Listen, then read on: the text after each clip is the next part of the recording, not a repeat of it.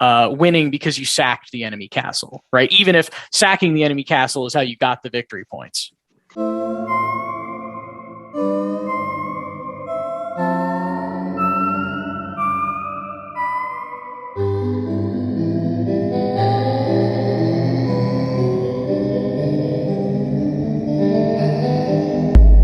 I sacked the castle. Head swap. My name's Andrew. I go by Master Blaster on Discord. I've been designing games on and off for probably about 7 years now.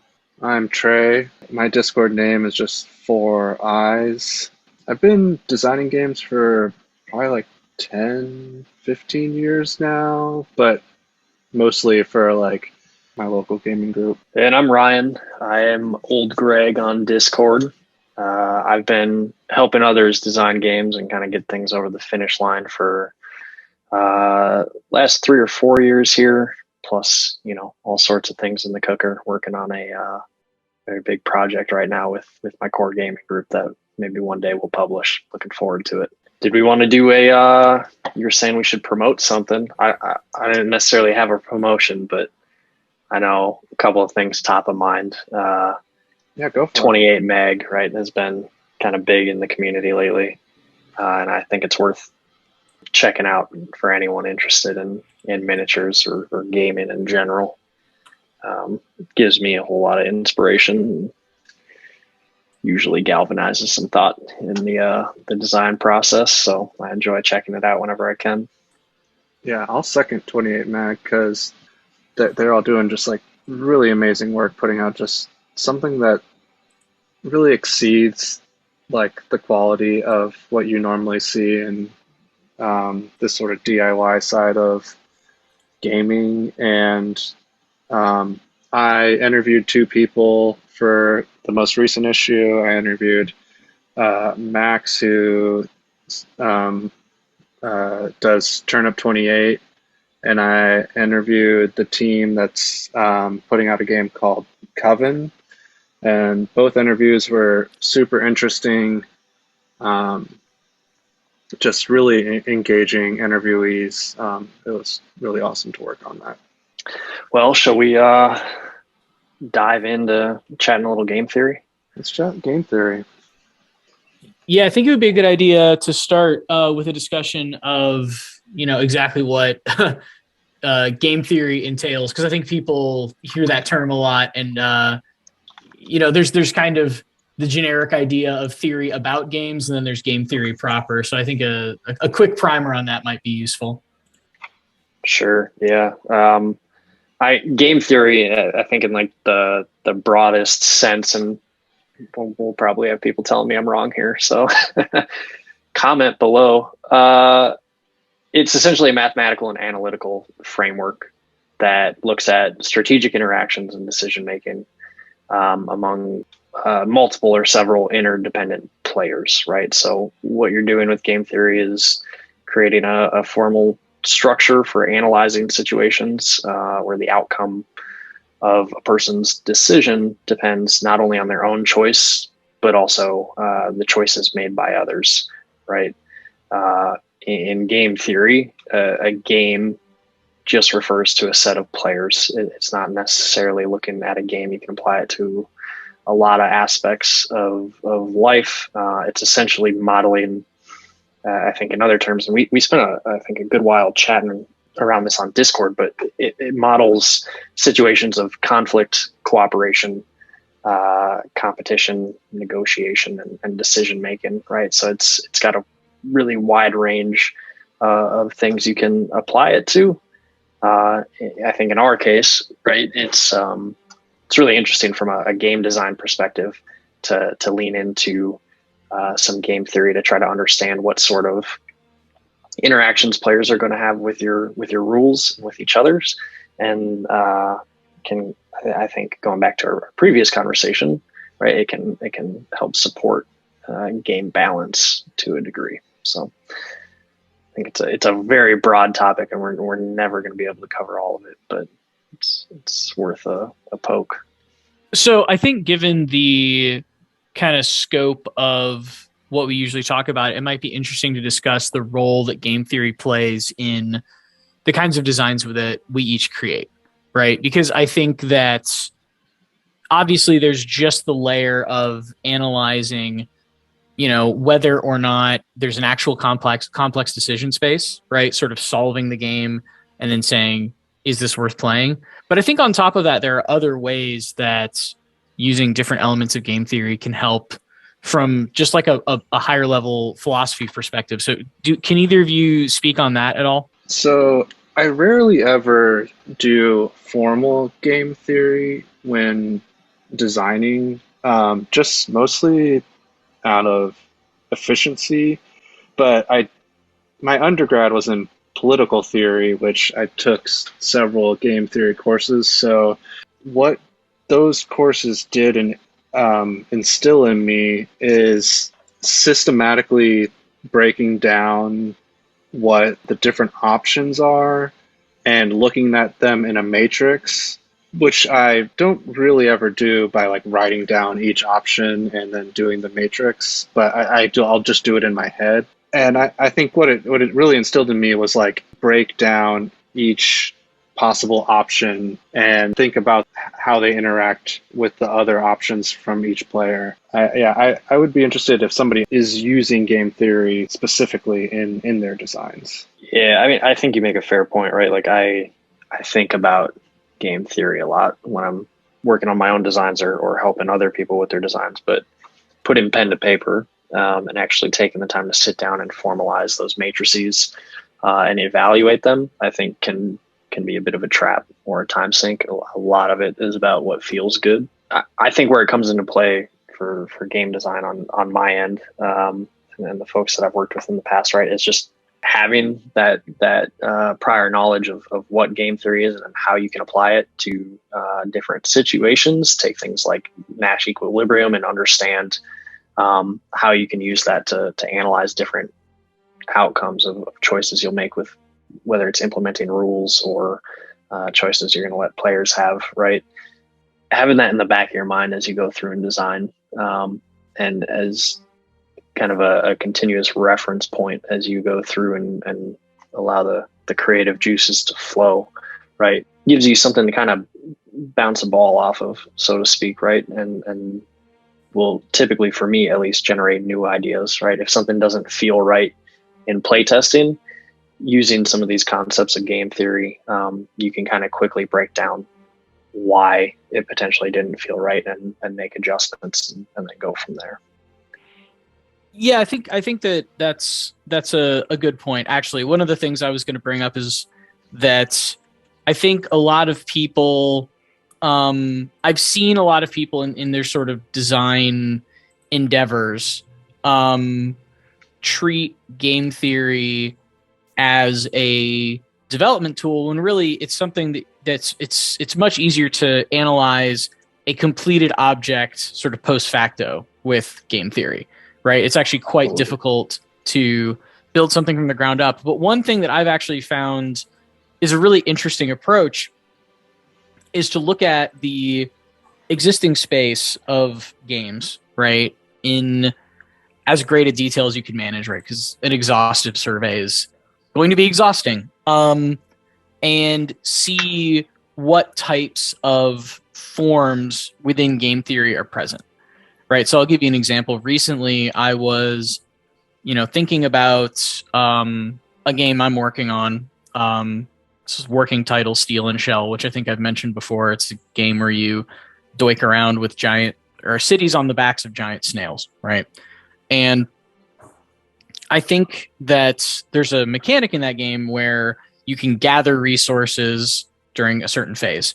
And what's really interesting about it, because I've done some playtesting, is that it's actually positive sum. And it occurred to me that that's something that is not present in a lot of mini war games. Like a turn of most mini war games ends up being negative sum in like a Nash kind of way if you're analyzing the turns as sub games. And so not to dig into that too deeply, but I think that that's a tool that is available and I think perhaps underused, right? Where people sit down and say, as a post facto consideration, what's out there, right? And then toy around with the idea of something new. That's not to say that all explorations like that are going to be equally productive. They definitely won't be. But I definitely think that's a use of game theory in my own process, as of late. And it's something I think I've done kind of reflexively before, right? Formally saying, in the same way you would analyze a game, saying like, here's working, here's what's not. You look at the space and say, okay, here is something that is a design element that's underrepresented in the space.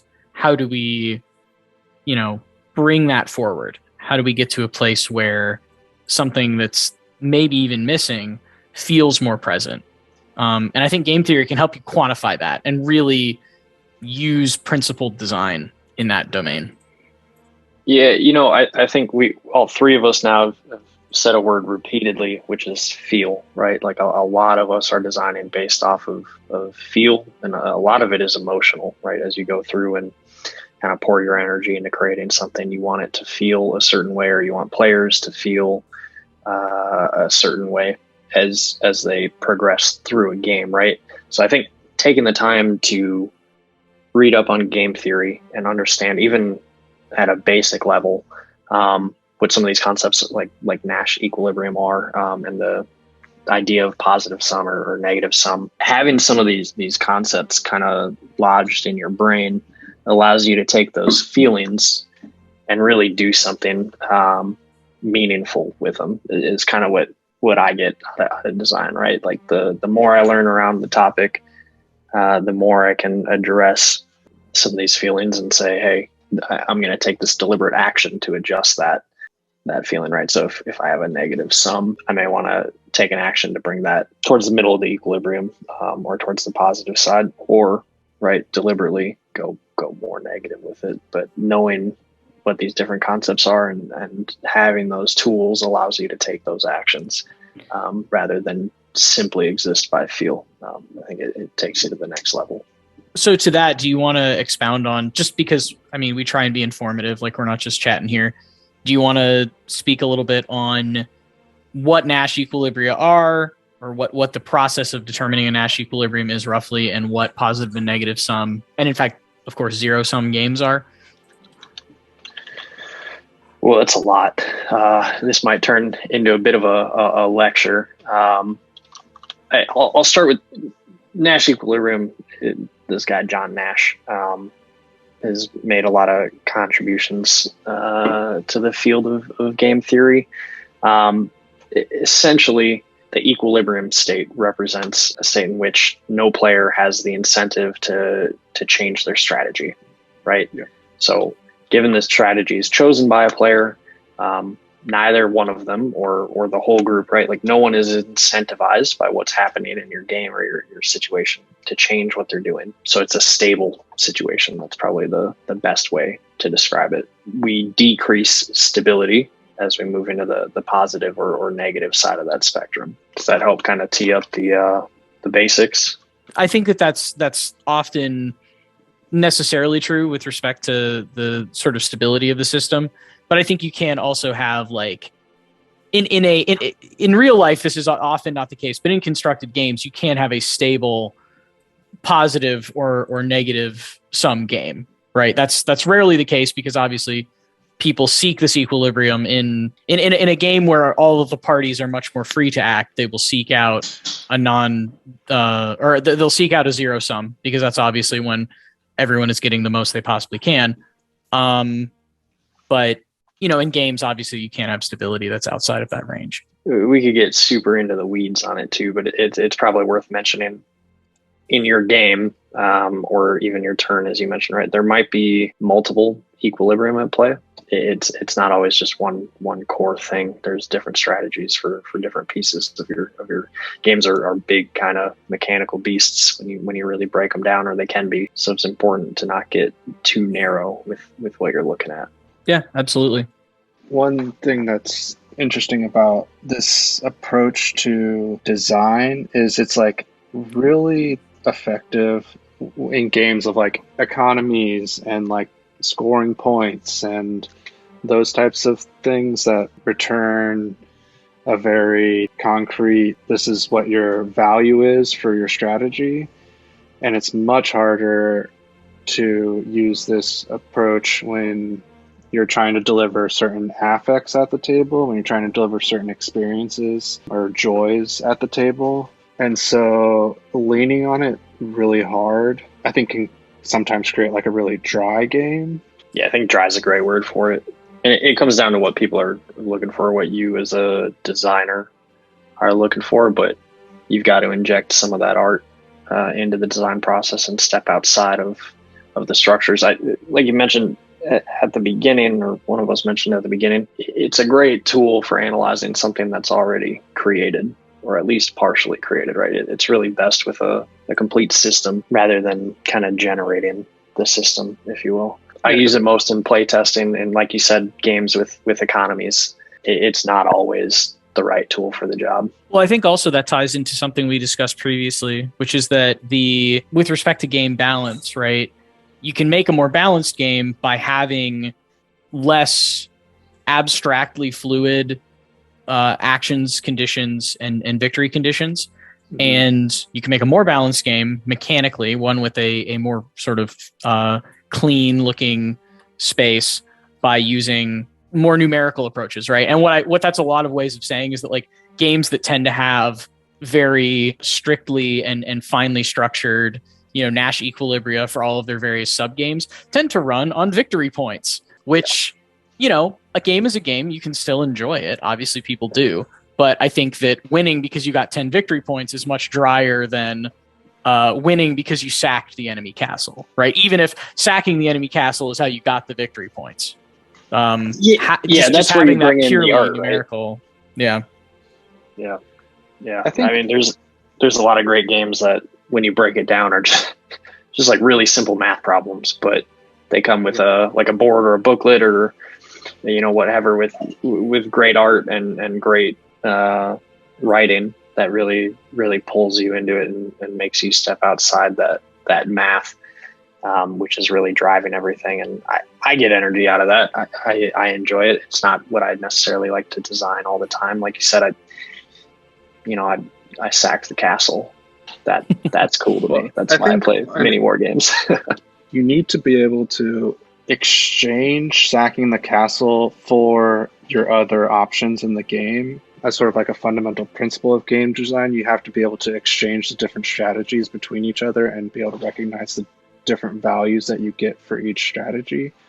And I think that's really something that's important to keep in mind when you're using game theory in your designs, is you be able to trade one strategy for another strategy within the game. Great. Yeah, it's a great term, right? When we talk about Nash equilibrium, one of the kind of steps to understand your equilibrium is constructing a payoff matrix, right? And as we talked about, you don't even literally write this down all the time, or necessarily ever, but a payoff matrix or a table essentially outlines the different payoffs associated with different strategies or combinations of strategies chosen by everyone playing the game, right? So there's sacking the castle, there's capturing the fort, there's blowing up the munitions depot, whatever it is, right? If you have multiple options, your matrix gets bigger and bigger, and your strategies involved get more and more complex. And that payoff matrix lets you understand not just what all these strategies or options or payoffs are, but also what players are. And this is where I think it's interesting for design. A simple matrix can lead you to understand what players will most frequently or likely be apt to drift to and pursue in your game. Yeah, I think it's also worth mentioning that the assumptions of Nash equilibria are not universally applicable, right? Because the assumption is that players will make optimal plays and that players understand, at least on some level, the value of moves within the game or the sub game. And I think that sometimes it's obviously not good if the value of a given move is like totally ambiguous, but I think that having some ambiguity is like part of what makes games fun. Right? Like I even just in a simple game like backgammon, trying to figure out what moves open you up for the greatest number of possible future moves and things like that. There's always sort of the strategic ambiguity of chance and then what your opponent might do. So it's always fun to not know sometimes.